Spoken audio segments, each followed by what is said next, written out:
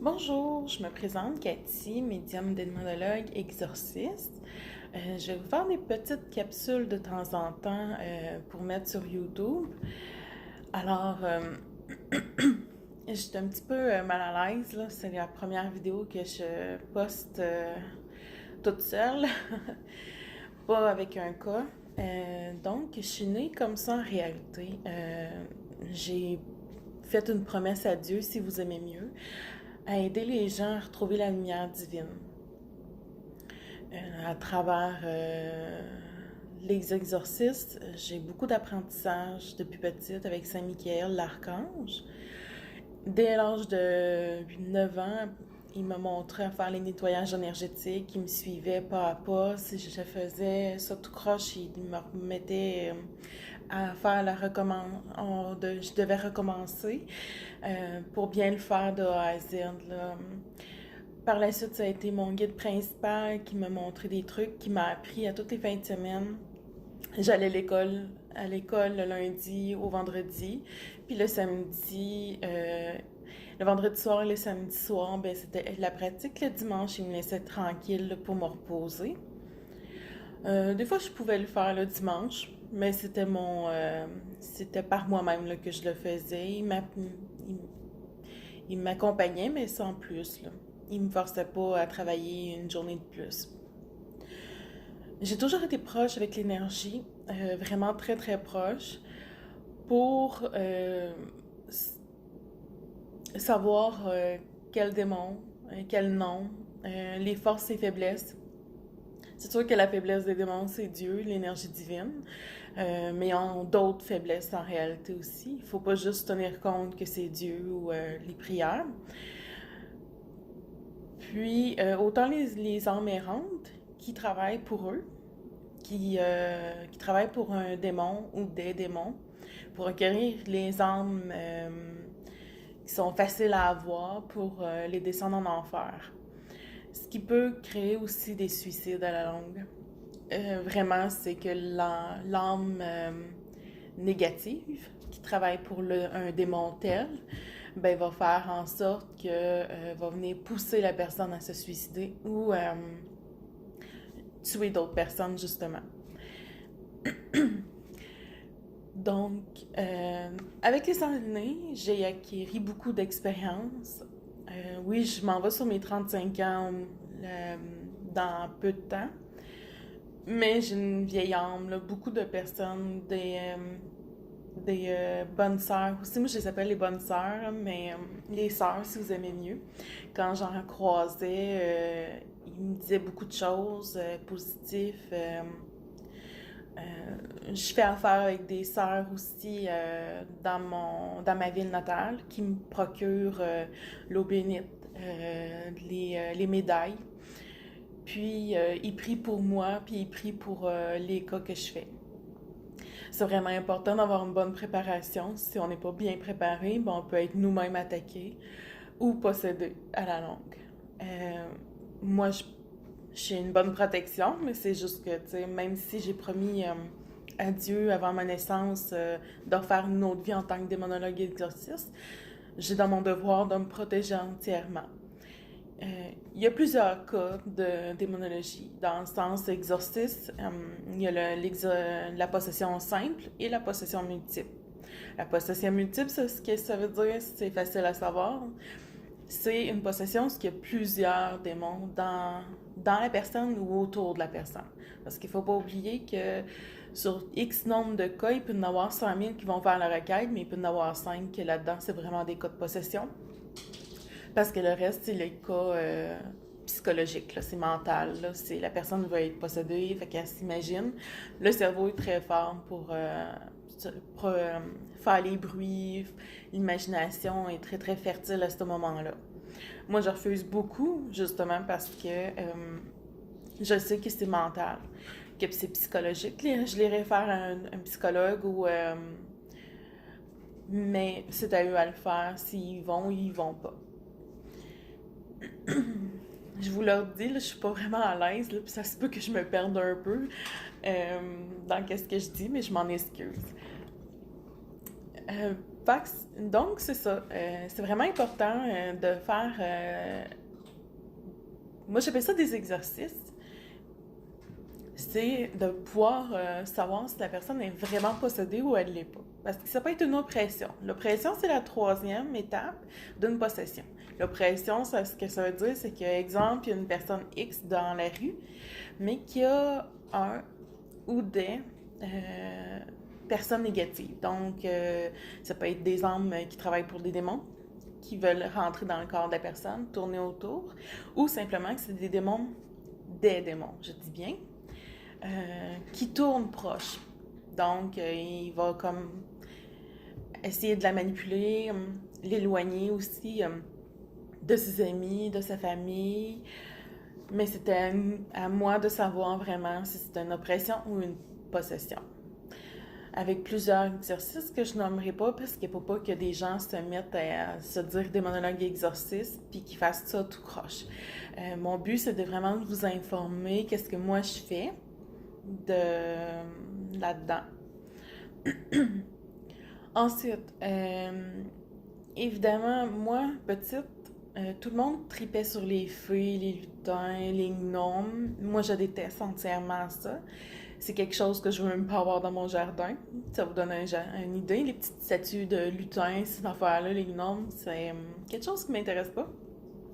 Parce que c'est démoniaque. Puis c'est vraiment prouvé, façon de parler, là, vous savez qu'est-ce que je veux dire. C'est que c'est démoniaque, c'est vraiment une énergie très noire, très basse. Une basse vibration, si vous aimez mieux. Autant les fées, parce que les fées, c'est les démons qui vont souvent se mettre en petites fées pour venir chercher les enfants.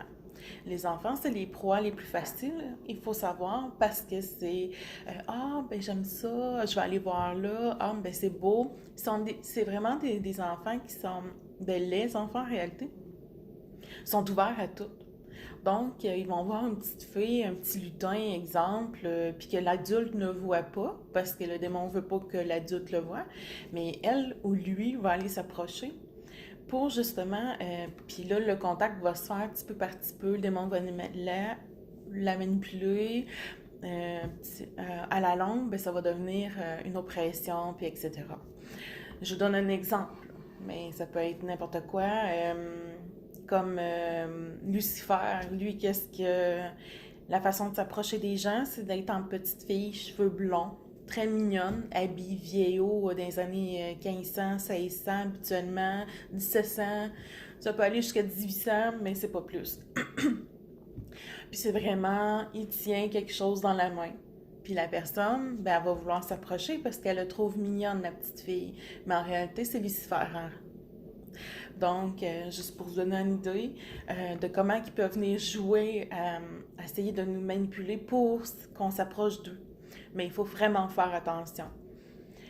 Autant que, moi je l'appelle Lulu, pour pas toujours l'appeler de son nom. Donc, Lulu va vraiment utiliser plusieurs méthodes. Ça peut être la petite fille, ça peut être une fée, un gnome. Il va se mettre vraiment à l'avantage que l'enfant ou la personne va triper, va aimer. Moi, j'ai jamais vu ça. Donc, puis je tenais pas vraiment à voir non plus.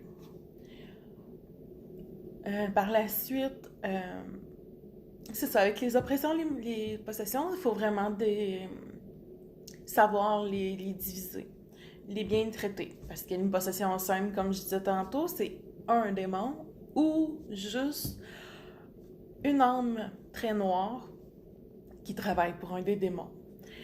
Ça peut être qui travaille pour un succube, ça peut être pour n'importe quoi, n'importe quelle âme, une vibration mauvaise, une mauvaise vibration. Il faut savoir que oui, les loups-garous existent, oui, les vampires existent. Il y a deux catégories de vampires, on s'entend. Il y a le vampire humain, vraiment 100% humain, qui va venir nous siphonner notre énergie, il va venir toujours voir le noir, par-dessus noir, on va toujours penser de cette façon-là. Tandis que le vrai vampire va être en forme humaine, va faire la même chose que nous, sauf qu'il y a ce côté-là démoniaque, c'est Euh, donc, mais c'est ça. Fait que c'est vraiment... qu'est-ce qu'on voit un peu à la télé? C'est sûr que pas les roses de Twilight, là, ces affaires-là. Ça, c'est plus quétaine que d'autres choses. Et ridicule. Mais ça explique un peu vraiment là, que ça existe. Euh, Sauf qu'ils peuvent se promener à la lumière.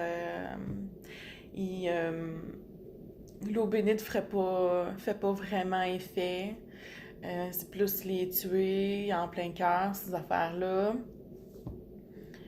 Moi, étant une vieille âme, j'ai fait beaucoup de vies antérieures. Et dans une de mes vies, dans les années 1700-1800, ben c'est ça, j'étais démonologue exorciste, mais je chassais les bébites. Moi, j'appelle ça les bébites, là, mais les autres espèces, si vous aimez mieux, là.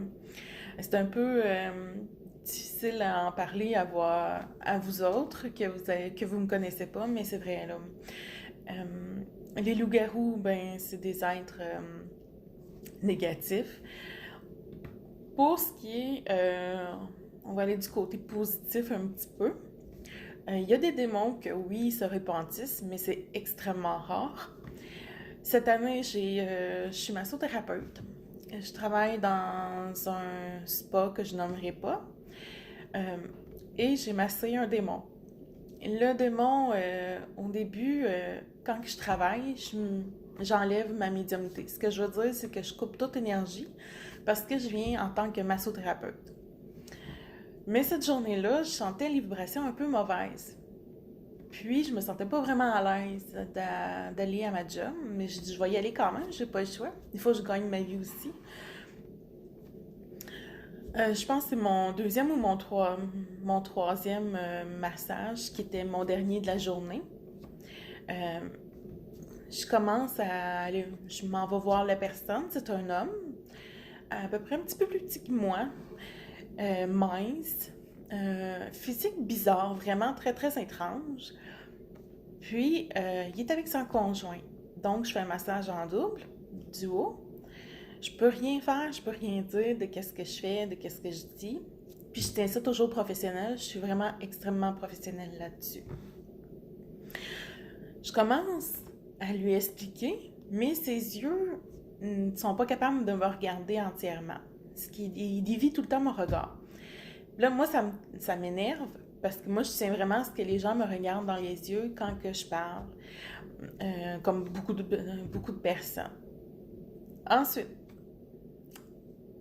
on rentre par la suite pour commencer le massage. Je fais juste découvrir le dos. Je fais « arc », je suis dans la merde. Dans le sens que j'aurais eu le choix de pas le masser, je l'aurais pas fait, là. J'aurais pas voulu mettre mes énergies sur un démon, là. C'est, disons, répugnant pour moi, là, puis c'est repoussant. Alors, je commence mon massage, etc. Je descends, je suis rendue au niveau des mollets, les jambes, et je remarque que ses pieds, c'est en sabot. Entièrement en sabot. Mais humain. Puis humain, mais en forme de sabot. Les mollets sont très... Je peux vous dire que le mollet, je pense qu'il faisait mes 3 doigts, là. Tellement que il était mince, ces mollets. Puis il bougeait énormément. Tout le long du massage, il n'aimait pas mon énergie. Parce que moi, j'envoyais de l'énergie blanche, j'envoyais de l'énergie divine à cette personne-là, à ce monsieur-là. Mais tout le long, il bougeait vraiment, tellement que ça tapait ses nerfs à ma collègue. Mais, étant donné que je parle pas de mon autre vie privée à ma deuxième job, en tant que masto, ben la collègue comprenait pas pourquoi il arrêtait pas de gigoter, il bougeait, il acceptait pas. Même quand je suis arrivée proche de la cheville, il a vraiment comme fait le saut, puis il a pas aimé ça, là. Parce que j'ai envoyé comme l'énergie à partir en dedans de ses pieds jusqu'à sa tête. Puis il a vraiment là, bougé. Ça a été assez frappant. Ensuite, je finis le massage avec ma collègue, on sort, on leur explique de s'habiller et on va les attendre de côté. Quelques secondes plus tard, ils sortent. Toujours, ils me regardent toujours pas dans les yeux. À un moment donné, on arrive à la salle de repos, où ce qu'on offre thé et tisane, de l'eau, des noix, etc., pour voir si on faim ou si on soif après leur massage. Je suis dans l'encadrure de porte. Il me serre la main assez vite. Main molle, dégueulasse. C'est vraiment... Puis il me fait voir ses yeux des deux côtés. Ce que je veux dire, c'est que la moitié de mon œil, il restait sa couleur brun. Ben lui, c'est comme les yeux noisettes, là. Donc brun pâle, là. Puis de ce côté-là, c'était transformé en noir. Donc les deux côtés, ils ont transformé en noir pour garder ces deux côtés-ci, de sa couleur naturelle en tant qu'humain. Et il m'a serré, comme je vous dis, la main très molle. Puis pendant qu'il me serrait la main, il me transmis le message qu'il n'avait pas aimé mon massage à cause de qui je suis. Puis qu'il ne reviendrait pas me voir. Puis j'ai dit par télépathie, j'ai dit, inquiète-toi pas, j'ai dit, ça m'intéresse même pas de te remasser. T'es tellement répugnant pour moi. Alors, j'ai lui souhaité bonne journée. Même en souhaitant bonne journée, il était très sec et très bête. Puis il a dit, oui, c'est correct, bye. Donc, je suis repartie faire remonter ma salle de massage. Donc, vous voyez que, oui, il y a certains démons qui décident d'être humains, de se repentir d'une certaine façon, mais restent toujours avec le côté négatif, pareil, sur ses gardes. Surtout une personne qui est comme moi, qui est très forte en vibration positive, va savoir automatiquement pour qui je travaille. Je ne travaillerai pas pour en bas, je vais travailler automatiquement pour en haut. Donc, c'est vraiment pour ça. Fait que ça, c'est un petit exemple. Comme un reptilien, j'ai vu cette année, 2018, j'ai vu un reptilien pour la première fois de ma vie et j'ai vraiment eu la chienne.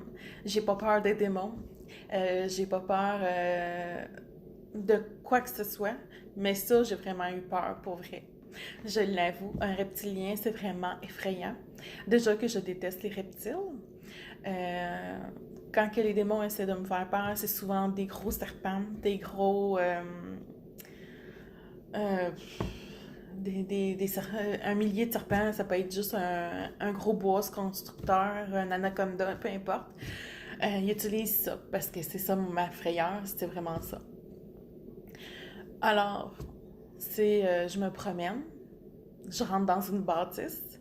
C'est à peu près fin août en 2018. Et je sors de la bâtisse. L'homme est vraiment à longue distance de moi. Mais je vois à travers sa peau qui qu'il est vraiment, puis sa vraie grandeur.